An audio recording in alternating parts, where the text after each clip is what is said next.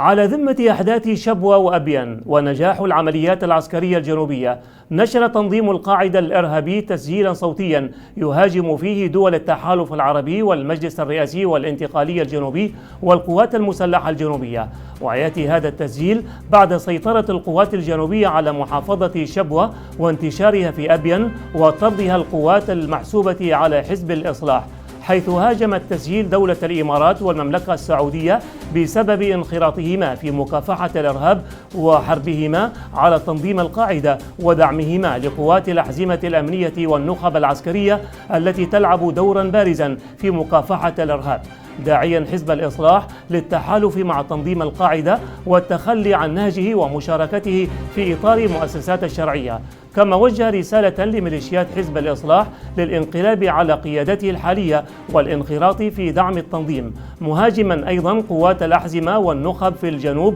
ووصفهم بالأدوات، وأشار إلى أن المخطط يهدف إلى إسقاط باقي المناطق التي يسيطر عليها حزب الإصلاح في جنوب البلاد كحضرموت والمهرة في قبضة القوات المدعومة من التحالف العربي وتحجيم نفوذ حزب الإصلاح داخل اليمن، معتبرا أن التحالف العربي يريد قصقصة أجنحة الإخوان على حد قوله. ودعا من وصفهم بعلماء الجنوب والمشايخ بإيواء عناصر القاعدة والتحالف مع التنظيم، مطالبا أنصاره بتنفيذ انقلاب جديد وشن هجمات إرهابية ضد السلطات المحلية وضد قوات المجلس الانتقالي وإعادة محاولة السيطرة على محافظة شبوة بالقوة في سابقة خطيرة تكشف حجم التعاون المشترك بين الإصلاح وتنظيم القاعدة.